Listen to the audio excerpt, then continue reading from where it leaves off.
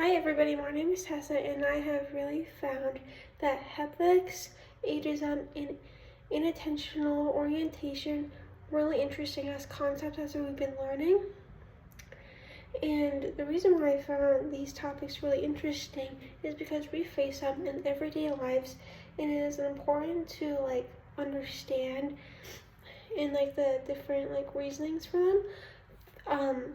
The topic I am going to be focusing on today is ageism, and the source that I'm going to be using today is the World Health Organization, because it is a world-renowned scientific health organization and is globally recognized with world-leading scientists, researchers, and doctors.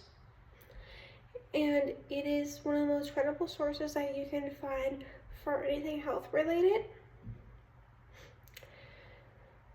And ageism refers to the stereotypes. Stereotypes is what you think, prejudice is what you say, and the discrimination towards other people based on their age, or people internalize it, so it's discrimination based on themselves.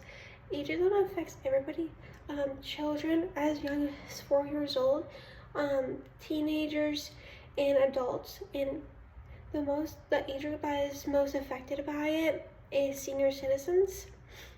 Cultures could enforce ageism at a very young age, since children see the stereotypes about age and they can internalize it because children go based off their surroundings and culture. So if they see that, they will internalize it and they're oh, I can't do this because I'm not old enough. Ageism is seen anywhere and wherever you might be, in different aspects of the world.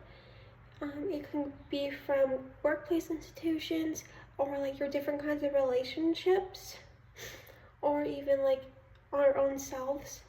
One example is the policies in the healthcare system and how it allows it to be rationing old people by age and really patronizing them and not really taking good care of them because they're already really old and they think oh they lived a good life. It's just a really bad policy, and it's one of the worst ways of ageism.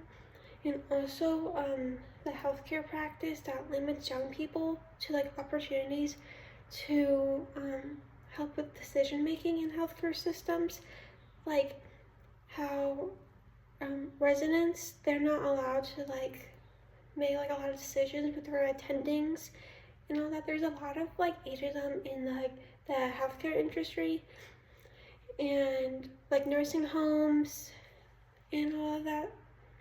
But there's also ageism in the workplace industry, like I mentioned before, and really anywhere that you see.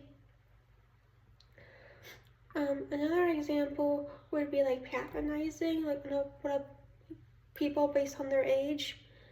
An old person, I explained before, and younger people.